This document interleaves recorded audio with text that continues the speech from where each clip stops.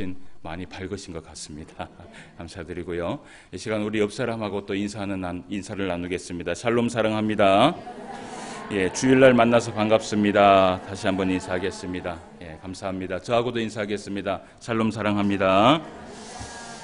예, 반갑습니다. 오늘은 우리가 1년 가운데 많은 절기가 있습니다. 그 절기 가운데에서 부활주일을 하나님 앞에 또 감사하며 또 기념하며 또 생각하며 그 정신을 따라서 우리가 하나님 앞에 나아가는 부활주일입니다.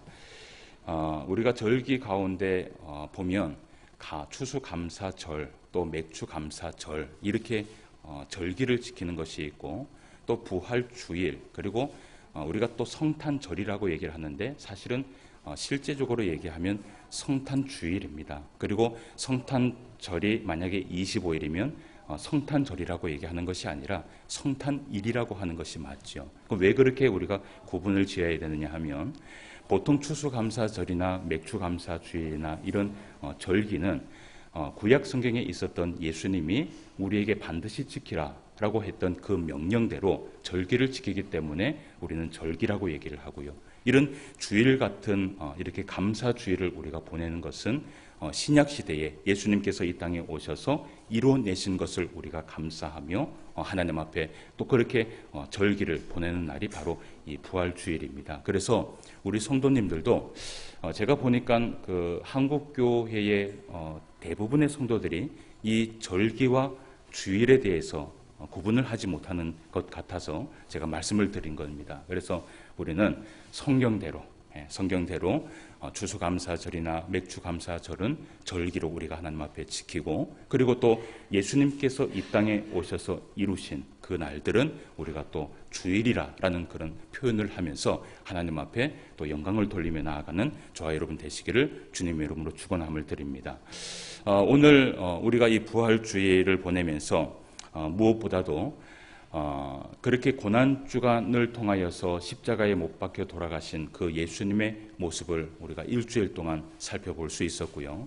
그 말씀도 우리가 새벽 예배 때 예수님의 그 모든 발자취를 하나하나 밟아가면서 실제로 예수님께서 걸어가신 그 십자가의 길을 우리가 함께 말씀을 통해서 본 바가 있습니다. 그리고 난 이후에 예수님께서 실제로 십자가에 못 박혀 돌아가셨습니다. 죽으셨습니다. 예, 잠시 잠잔 것이 아니에요. 예수님은 죽으셨어요. 모든 피를 다 흘리고 예수님께서 죽으셨고 그 죽은 것을 본 사람들의 기록이 바로 성경에 나오고 있습니다. 그렇게 죽으신 그 예수님께서 사흘 만에 다시 부활을 하셨는데 그 부활은 영혼의 부활이 아니라 육체와 영혼이 함께 부활한 사건이 바로 부활주일입니다. 예. 그래서 우리는 믿음을 가지고 나아갈 때에 우리의 첫 열매 대신 그 부활은 육체의 부활과 영혼의 부활을 함께 이루신 그 예수님을 믿는 부활의 그 신앙을 가져야 됩니다. 그래서 우리가 이 부활의 신앙을 가지는 것은 뭐냐 하면 마지막 예수님께서 이 땅에 오셨을 때 심판의 날에 이 땅에 있는 수많은 모든 사람들 이때까지 창세로부터 시작을 해서 요한계시록까지 있었던 수많은 그 모든 사람들이 그때는 모두 다 부활을 하게 됩니다. 어떻게 부활을 하느냐? 육체의 부활을 이루게 됩니다. 그리고 난 다음에 예수님의 심판이 이루어지게 되는 것이죠. 그래서 우리가 이 부활의 신앙을 가지고 있으면서 더 정확하게 기억해야 될 것은 예수님의 부활은 영혼의 부활만 있었던 것이 아니라 실제로 예수님이 가지고 있었던 그 육체 인간으로 오셨던 그 육체가 실제로 부활하셨다라는 것을 우리가 믿는 것이 바로 부활주일의 정신이라는 것을 우리가 기억하시길 바랍니다. 지난주 주일 종료주일부터 시작을 해서 우리가 매일 새벽에 이번에 새벽 예배를 드리면서 저 또한 또 하나님 앞에 감사했고 또 감동을 받았는 것이 아마도 제가 이 교회에 와서 목회를 하면서 한 4년을 이렇게 보내면서 부활 고난주간 특별 새벽 예배 때 가장 많이 출석을 한 그런 해가 아닌가 그런 생각을 해보게 돼요. 예. 물론 이것은 여러분들의 자원하는 마음으로 하나님 앞에 예배하고 또 사모하는 마음으로 주님 앞에 나온 줄 믿습니다. 그런 모습들을 제가 살펴보면서 이 목사도 참 흐뭇한데 저 하늘에 계신 그 하나님께서 얼마나 기뻐하실까라는 그런 생각을 해보았습니다. 근데 그 고난 주간을 우리가 쭉 보내면서 함께 말씀을 살펴보았을 때 월요일부터 주일 새벽까지 예수님의 그 십자가의 발자취를 함께 살펴볼 수 있었습니다. 월요일에는 예루살렘 성전을 깨끗하게 하신 예수님의 모습을 살펴볼 수 있었고, 그리고 화요일에는 천국에 대한 비유의 말씀을 선포하신 예수님의 모습, 그것을 우리가 또 볼 수 있었고요. 그리고 수요일에는 옥합을 깨트린 여인을 우리가 봤습니다. 그리고 그와 동시에 함께 본 인물이 가룟 유다였죠. 그것에 대해서 우리가 수요일날 살펴봤고, 그리고 목요일날 마지막 만찬에서의 예수님의 그 가르침과 교훈에 대해서 우리가 말씀을 함께 살펴보았습니다. 그리고 난 다음에 금요일날 겟세마네 동산에서의 예수님의 기도에 대해서 우리에게 이 땅에 계시면서 이 땅에 살아가는 그 수많은 믿음의 사람들을 위하여서 예수님께서 기도하셨던 그 내용, 그것을 사도 요한이 기록을 했는데 거기에 대한 그 말씀을 우리가 함께 살펴볼 수 있었고요. 그리고 토요일 날 우리가 무덤에 들어가신 예수님의 그 말씀과 그리고 우리 가운데 있는 참 소망에 대해서 말씀을 또 살펴봤습니다. 그리고 오늘 주일 새벽에 비로소 사흘 만에 거룩한 모습으로 부활하신 예수님의 모습, 이것은 십자가상에 있었던 그 예수님의 모습이 아니라 완전히 변형된 예수님의 모습을 이 새벽에 우리가 볼 수 있었습니다. 십자가에서 찢기고 훼손이 될 대로 되신 예수님의 모습부터 사흘 만에 거룩한 모습으로 부활하신 예수님까지 우리가 어떻게 했냐 하면 성경을 통해서 만나봤습니까? 만나보지 못했습니까? 만나봤습니다. 그렇게 만나봤어요. 우리가 그렇게 사복음서를 통해서 예수님의 행적을 분명히 살펴보았고, 그리고 십자가에 있는 예수님, 부활하신 예수님을 성경을 통하여서 만나보았지만, 그러나 아직까지도 세상에 있는 많은 사람들은 예수님의 그 부활을 믿지 않는 사람들이 수없이 많이 있습니다. 하물며 신앙생활을 하면서도 이 신앙 가운데 정말 예수님의 부활이 있는 것인가, 정말 육체의 부활이 있는 것인가 라는 것을 궁금해하고 또 의심하는 그런 사람들을 제가 목회를 하면서 많이 보게 됩니다. 그래서 오늘 우리가 말씀을 함께 살펴보는데 부활하신 그 예수님을 보았던 수많은 증인들을 우리가 말씀을 통해서 살펴보기를 원해요. 그 예수님이 십자가에 못 박혀 돌아가신 그 예수님의 모습과 그리고 육체의 부활을 이루신 그 변형된 그 예수님의 모습을 실제로 만났던 그러한 인물들이 성경에 기록이 되어 있는데, 그것을 증거하고 있는 내용의 말씀이 오늘 바로 고린도전서 15장의 말씀입니다. 오늘 우리가 이 본문 말씀으로 함께 살펴보았던 고린도전서 15장의 말씀은 사도 바울이 부활의 확실한 증거를 선포하기 위해서 이것을 기록을 했습니다. 그런데 이것을 기록할 때에 누구에게 선포되었냐 하면 고린도 교인들에게 선포가 됐어요. 고린도 교인들은 이미 믿음으로 신앙을 생활하고 있었던 사람들이었습니다. 그렇게 믿음으로 신앙생활을 하고 있었던 이 성도들에게 서신을 보내는데 그 부활의 증거에 대해서 다시 말하게 된 이유가 있어요. 그 이유가 무엇이냐 하면 사도 바울이 이 고린도 교회를 사역을 했습니다. 그리고 이 고린도 교회를 개척을 했습니다. 그리고 이 고린도 교인들의 그 모든 성도들을 말씀으로 다 가르쳤습니다. 그 말씀을 가르쳤을 때는 부활의 증거도 당연히 어떻게 해요? 가르쳤겠죠. 그리고 이 교회를 그렇게 일으키고 난 다음에, 부흥을 시키고 난 다음에 이 사도 바울이 다른 곳으로 또 선교 여행을 가게 됩니다. 그리고 난 이후에 시간이 얼마나 흘렀느냐 하면 2년이 지났습니다. 이 2년이 지날 무렵 이 사도 바울에게 소식이 하나 들려오는데 이 고린도 교인들의 믿음이 흔들리기 시작했다는 것이에요. 어떻게 흔들리기 시작했느냐? 부활을 부정하는 사람들이 일어나기 시작하고, 그리고 이 부활을 부정하는 거짓 선생들이 그 교회 안에 자리하고 있었다라는 소식을 듣게 됩니다. 그래서 그 소식을 들은 이 사도 바울이 서신을 보낸 것이 고린도 전서의 말씀입니다. 그래서 그때에 부활을 부정하는 그 거짓 선지자들이 바로 누구였냐 하면 영지주의자들입니다.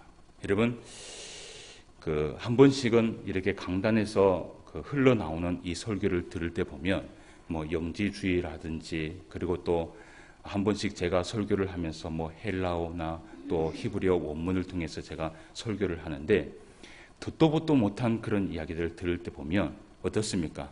이게 무엇인가 라고 생각할 때가 많이 있잖아요. 예. 근데 어쨌든 제가 이렇게 설교를 하면서 제가 가지고 있는 철학은 무엇이냐 하면, 좀 쉽게 설교를 좀 하자, 쉽게 좀 성경을 가르치자. 그것이 사실은 제일 먼저 시행했던 사람이 누구냐 하면 모세였습니다. 모세가 레위기의 그 말씀이 너무 어려웠기 때문에 그것을 다시 해석해서 설교를 했을 때 신명기의 말씀을 설교하게 됩니다. 그렇게 모세가 이미 그것을 시작을 했고, 그리고 또 성경 가운데에서 아주 두드러지게 쉽게 말씀을 설명했던 분이 누구냐 하면 바로 예수 그리스도지요. 그래서 좀 쉽게 설명을 하자라는 그러한 생각을 가지고 있는데, 그러나 이런 영지주의자나 이런 단어들을 또 사용할 수밖에 없는 것이, 실제로 신약 시대 때에 이런 이단자들이 있었습니다. 오늘날에도 여러분 이단자들, 사이비 종교가 있습니까, 없습니까? 있습니다. 예, 그 사이비 종교들이 정통 신학, 정통 교회에 다니고 있는 수많은 성도들을 미혹하고요, 잘못된 성경의 진리나 잘못된 성경의 가르침을 통하여서 그 성도들이 올바른 그 하나님의 말씀을 알지 못하도록 혼돈시키는 것이 무엇이냐면 바로 이 사이비 종교들이 하는 일들이에요. 이런 이 사이비들이 오늘날에만 있었던 것이 아니라 성경 전체를 살펴보면요, 모든 순간마다 사실은 이 사이비들이 있었어요. 이 사이비들이 왜 그렇게 등장을 했고 왜 그렇게 설쳤냐 하면, 사실은 그 가운데 사탄의 역사가 있었기 때문이죠. 그래서 성경의 모든 역사는요, 이 사탄이 성도를 흔들리기 위하여서 수많이 노력했던 것을 우리가 볼 수 있어요. 그렇기 때문에 여기 앞에 있는 이 설교자는 이렇게 좀 어려운 단어를 이야기해서라도 우리 성도들에게 참된 진리의 말씀을 가르쳐야 되는 것이에요. 그러면 이 영지주의자들이 바로 어떤 사람이냐, 그들이 주장하고 있는 내용이 무엇이냐, 그들은 예수님의 그 신성 자체를 부인했던 사람입니다. 그러니까 예수님은 신이 아니라는 것이에요. 예수님은 그저 한 역사 가운데 우리에게 선생이 되었던, 그냥 교육을 가르쳤던 그런 한 사람뿐이지, 그분은 신성을 가지고 있는 신이 아니라고 그들은 주장을 합니다. 그 이유가 무엇이냐면, 그들이 주장하는 것이 뭐냐면, 영혼은 신성할 수 있지만 육체는 신성할 수 없다라는 것이에요. 그러니까 그들이 한마디로 이야기하는 것이 뭐냐면, 죄 없는 육체는 아무도 없다라는 것이죠. 그러니까 예수님도 이미 태어났을 때 인간의 모습으로 태어났다면 그 가운데 무엇이 있어요? 죄가 있다라는 것이에요. 근데 여러분, 우리가 반드시 알아야 될 것이 뭐냐 하면, 예수님은 죄 없이 이 세상에 태어나신 분이 바로 우리 예수님이에요. 우리가 그것을 믿어야 되는 거예요. 그렇기 때문에 그 마리아 처녀의 몸에서 이 예수님께서 나시게 된 것이 바로 그 성경의 증거인 것이죠. 그렇게 증거가 있음에도 불구하고 이 영지주의자들은 예수님의 그 신성을 부인했던 자들이 바로 영지주의자고요. 그렇기 때문에 육체의 몸을 입고 있는 예수님은 신이 될 수 없다라고 주장을 했고, 그리고 이 영지주의자들이 또 주장하는 것이 영혼 불멸설에 대해서 주장을 했습니다. 또 이것은 무엇이냐? 그러니까 사람은 죽음 이후에 인간은 영혼과 육체가 분리가 된다는 것이에요. 여러분, 오늘날에도 많은 사람들이, 믿지 않는 사람들도 이것을 믿습니까, 안 믿습니까? 믿는 사람들이 너무나 많이 있어요. 그리고 실제로 우리는 영과 혼이 있습니까, 없습니까? 있습니다. 여기까지는 맞아요. 그런데 이 영지주의자들이 그것을 가지고 무엇을 얘기하느냐 하면, 이 영혼이 육체로부터 해방이 되면 그것은, 이 영혼은 영혼이 존속한다고 믿습니다. 그러니까 이 육체는 아무것도 아니라는 것이에요. 그리고 그 영혼은 무엇이라고 주장하느냐 하면 떠돌아다닌다라고 이야기를 해요. 그것이 영지주의자들이 얘기를 하는데, 그렇기 때문에 그들이 믿지 못했던 것이 무엇이냐 하면, 영혼의 부활은 있을지 모를지라도 육체의 부활은 어떻게 해요? 있을 수 없다. 그렇기 때문에 예수님의 부활은 진짜다, 가짜다? 가짜다. 이렇게 주장하는 자들이 바로 영지주의자들이었습니다. 그러니까 오늘날도 이것을 믿는 사람들이 사실은 많이 있어요. 이 영지주의자들이 주장하는 이야기들을 하는 많은 신학자들이 있습니다. 그러니까 예수님은 영혼, 이 영혼이 부활한 것이지 육체의 부활은 아니다. 그런데 성경에 분명히 보면 무엇이라고 얘기를 하냐면 예수님은 육체와 영혼이 함께 부활한 것이다 라고 성경은 이야기하고 있어요. 사랑하는 성도 여러분, 우리는 이것을 믿어야 됩니다. 예수님은 육체와 영혼이 함께 부활하셨다는 것을 믿을 수 있는 저와 여러분 되시기를 주님의 이름으로 축원함을 드립니다. 이것을 믿어야 돼요. 이것을 믿어야지만이 우리가 산 소망을 가지고 예수님 오실 때까지 믿음 안에서 흔들리지 않고 살아갈 수 있는 것이에요. 그래서 사도 바울은 그렇게 주장하는 이 영지주의자들과 그리고 그곳에 미혹되어 있었던 고린도 교인들에게 편지를 적은 것이에요. 그리고 육체의 죽음과 육체의 부활을 보여주신 예수님의 살아나심이 진짜라는 것에 대해서 얼마나 많은 증인들이 함께 보았는지 그것을 설명합니다. 그래서 우리가 성경을 좀 봐요. 먼저 우리가 본문 말씀에 3절과 4절 말씀을 봅시다. 3절과 4절 말씀을 한번 읽어보도록 하겠습니다. 내가 받은 것을 시작. 내가 받은 것을 먼저 너희에게 전하였느니 이는 성경대로 그리스도께서 우리 죄를 위하여 죽으시고 장사 지낸 바 되셨다가 성경대로 사흘 만에 다시 살아나사. 아멘. 먼저는 이 사도 바울이 주장을 하고 있는 것이 무엇이냐 하면 증인을 내세우기 전에 성경대로 예수님께서는 어떻게 해요? 죽으셨고 또 어떻게 해요? 장사 지내셨다. 이것은 육체의 죽음을 이야기하고 있는 것이에요. 그리고 또 뭐라고 얘기를 해요? 성경대로 사흘 만에 살아나셨다는 거예요. 먼저 누가 증언을 하고 있느냐 하면 누가 증언을 해요? 성경이 증언을 하고 있다는 것이에요. 그러면 여러분들에게 제가 한 가지를 물을게요. 성경 어디에 그것을 증언하고 있어요? 우리가 이것을 알고 있어야 돼요. 성경 어디에서 예수님께서 죽으셨고 성경 어디에서 예수님께서 살아나셨다는 것을 증거하고 있습니까? 예? 지금 이 사도 바울이 이야기하는 것은 신약 성경을 얘기하고 있는 것이 아니에요. 지금 이 사도 바울이 복음을 증거하고 있을 때는 신약 성경이 아직 나오지 않은 때입니다. 그러면 그때 당시에 사도들이 말씀을 가르칠 때는 뭘 가지고 가르쳤냐? 구약 성경을 가지고 말씀을 가르쳤습니다.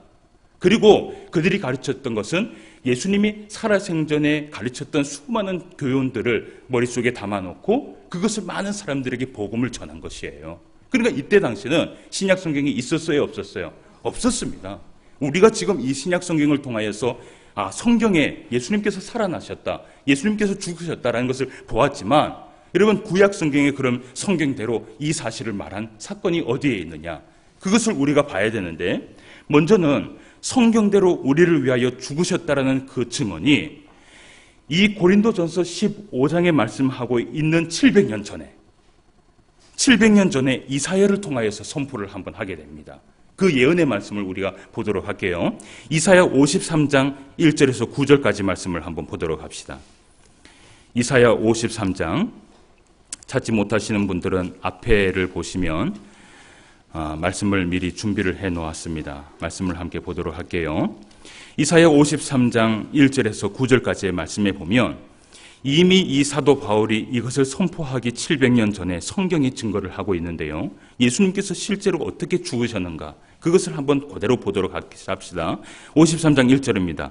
우리가 전한 것을 누가 믿었느냐? 여호와의 팔이 누구에게 나타났느냐? 그는 주 앞에서 자라나기를 연한 순 같고 마른 땅에서 나온 뿌리 같아서 고운 모양도 없고 풍채도 없은즉 우리가 보기에 흠모할 만한 아름다운 것이 없도다. 그는 멸시를 받아 사람들에게 버림받았으며 간고를 많이 겪었으며 질고를 아는 자라. 마치 사람들이 그에게서 얼굴을 가리는 것 같이 멸시를 당하였고 우리도 그를 귀히 여기지 아니하였도다. 그는 실로 우리의 질고를 지고 우리의 슬픔을 당하였거를 우리는 생각하기를 그는 징벌을 받아 하나님께 맞으며 고난을 당한다 하였노라. 그가 찔림은 우리의 허물 때문이요 그가 상함은 우리의 죄악 때문이라. 그가 징계를 받음으로 우리는 평화를 누리고 그가 채찍에 맞음으로 우리는 나음을 받았도다. 우리는 다 양 같아서 그릇 행하여 각기 제 길로 갔거늘 여호와께서는 우리의 모든 죄악을 그에게 어떻게 해요? 담당시키셨도다. 6절까지 말씀만 봅시다. 그 이후에도 말씀을 좀 보고 싶은데요. 시간상 6줄까지만 봅시다. 여러분, 이 사건이 언제 일어난 사건이에요?